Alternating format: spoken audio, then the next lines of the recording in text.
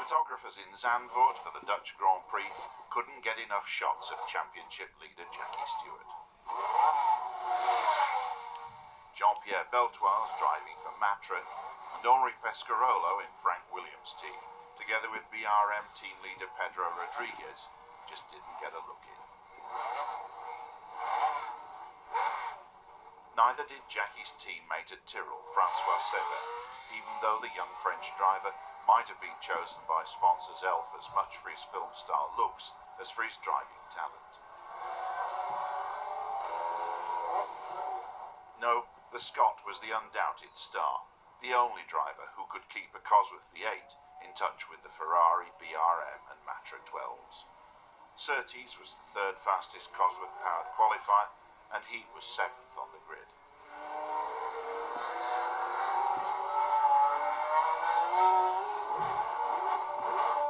Cosworth-powered teams were beginning to wonder whether the V8 had had its day, and questions were being asked about how Stewart could keep on winning when others couldn't match the more powerful 12s.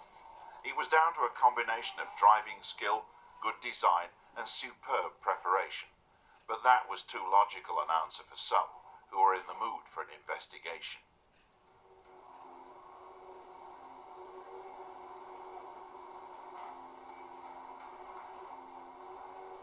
Among the 12-cylinder club, there was satisfaction with the power their engines developed, but frustration at the way Stewart could still manage to finish in front.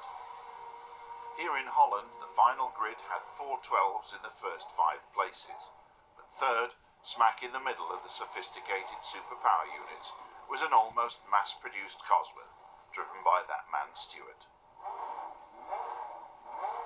As practice progressed, it became obvious that the Ferraris were in good form, with Ickx fastest and Regazzoni 4th.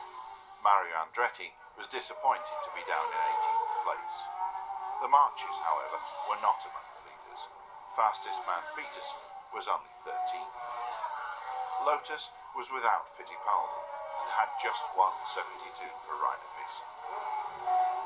For Dennis Jenkinson, the British journalist whose name was synonymous with Grand Prix reporting, the battle of the engines just added to the interest. For Jenks, as he was known, there was nothing better than a vantage point out on the circuit where he could do what he loved most, appreciate the skills of the best drivers in the world. As the cars came in from final practice, word was coming through that rain was forecast for race time tomorrow. It gave the drivers plenty to think about.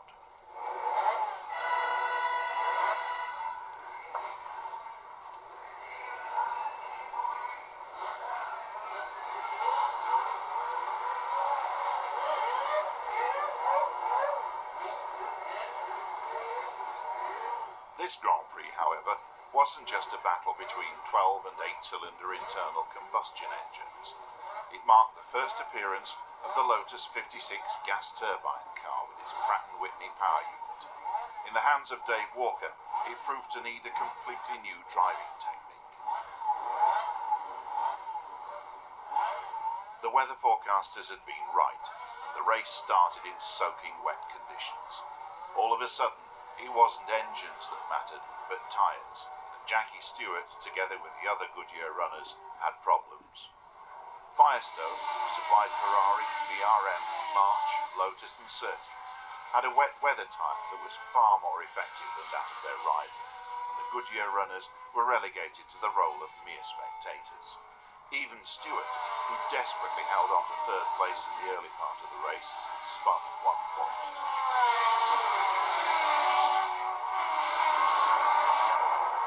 At the head of the race, the sodden spectators were treated to a superb duel between 2 of the best wet weather drivers in the business. At a time when drivers didn't just compete in Formula 1, Jackie Ickx and Pedro Rodriguez were 2 of the best sports and endurance drivers around. Their experience in long-distance racing in all weathers had honed their skills on wet tracks to perfection, and it showed here. Time and again, they swapped the lead, leaving the rest of the field in the curtain of spray that followed them. Eventually, Ickx got the upper hand, but Rodriguez never gave up the battle. When the pair were overtaking slower cars, even the organisers looked on in amazement.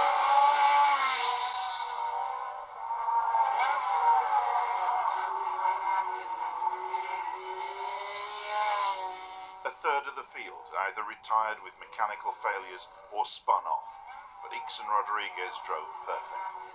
Both lapped the entire field, including third place finish at Clay Regazzoni.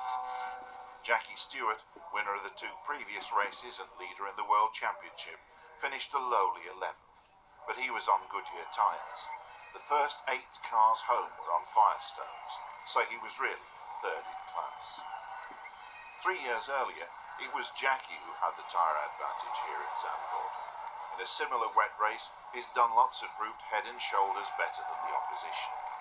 It had been a crazy and eventful race, and the disorganised podium, which half of Holland wanted to share with Mr. and Mrs. Ickx, seemed a fitting end to it.